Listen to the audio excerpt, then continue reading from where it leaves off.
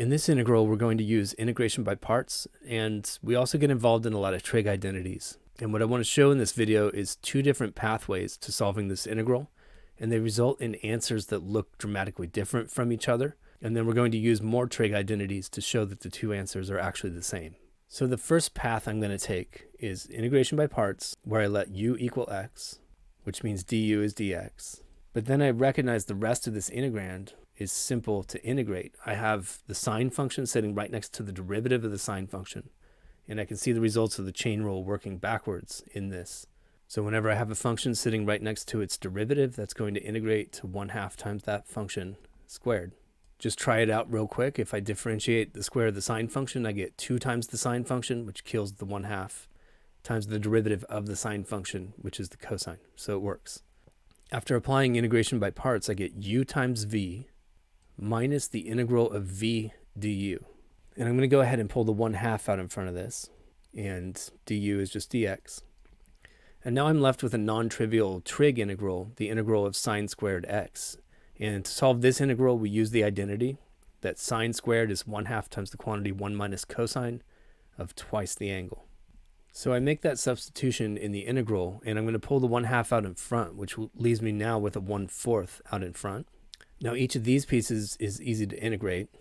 1 integrates to x, and then cosine 2x integrates to basically sine 2x, but I need to put a 1/2 in front to account for what the chain rule does. Now if I differentiate this thing, I get cosine 2x out of it, and I can tack on a plus c there. And then I have some options about how I write this.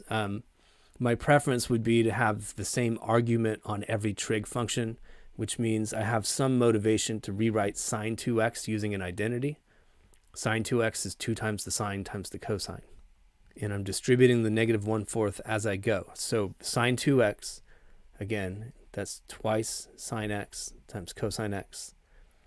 The 2 is going to kill the 1/2 out in front. And this term is positive because I've distributed negative 1/4 to a negative term.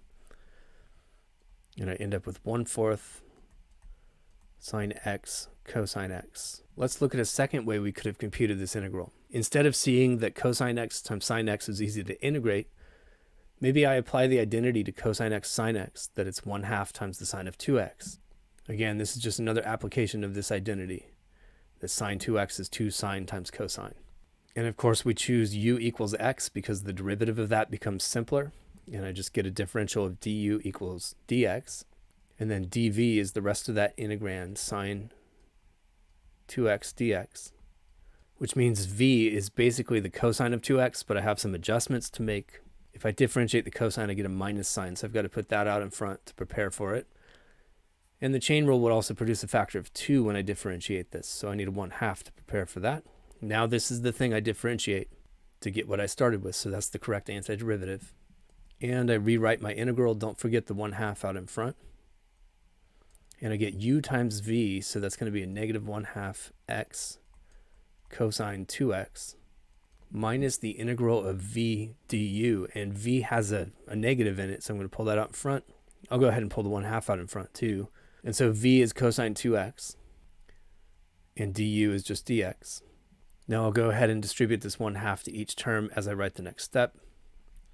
And I get negative 1/4 x cosine 2x plus a 1/4 times this integral of cosine 2x. Well, that's basically sine 2x. But if I differentiate that, the chain rule would produce a factor of 2, so I put a 1/2 out in front. Now it works. And so my final answer taking this path is negative 1/4 x cosine 2x plus 1/8 sine 2x. So this frequently happens when trig functions are involved in an integral. I can get two answers that are both right, but they look totally different. So how can we show that these two answers are actually the same? Well, the sine 2x piece is the easiest thing to start working with. Sine 2x is 2 times the sine times the cosine. That's going to give me this term in my original answer.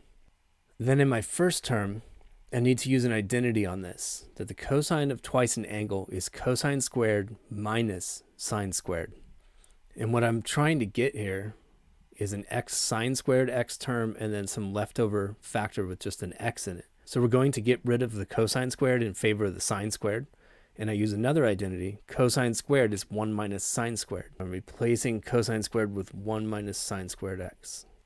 When I do that, I get a 1 minus 2 sine squared x.